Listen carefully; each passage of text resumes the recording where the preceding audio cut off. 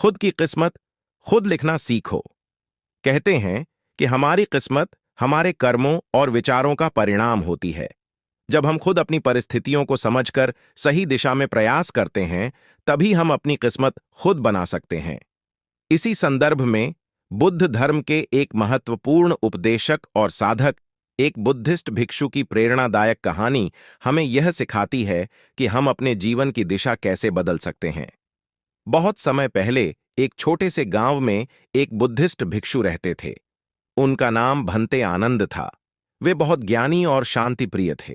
गांव के लोग उनके पास आकर अपने दुखों की कहानियां सुनाते थे और उनसे समाधान पाने की आशा रखते थे।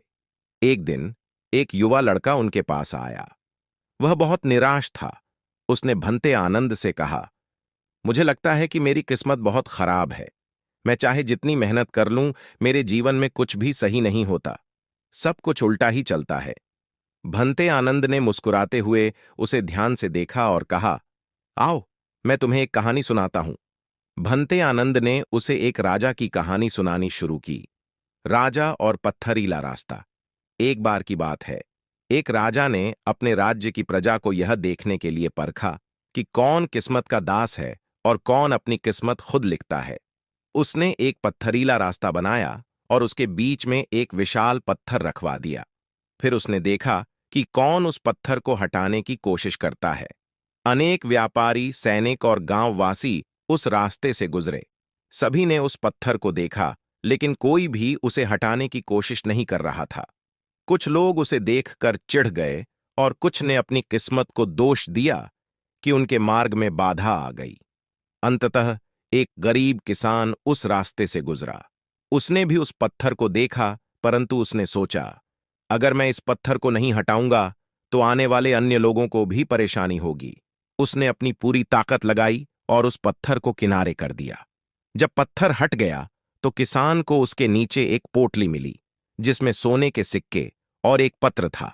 उस पत्र में लिखा था, यह पुरस्कार उस व्यक्ति के लिए है जिसने अपनी परिस्थिति को बदलने का प्रयास किया। भंते आनंद ने लड़के की ओर देखा और कहा, जैसे उस किसान ने अपनी मेहनत और धैर्य से अपने रास्ते की बाधा को हटाया और उसे पुरस्कार मिला, वैसे ही तुम्हारी किस्मत भी तुम्हारे हाथों में है।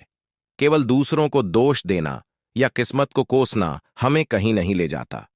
हम जब सही दिशा में प्रयास करते हैं, तब हमें असली सफलता और संतोष प्राप्त होता है। किस्मत हमारे कर्मों की परछाई है।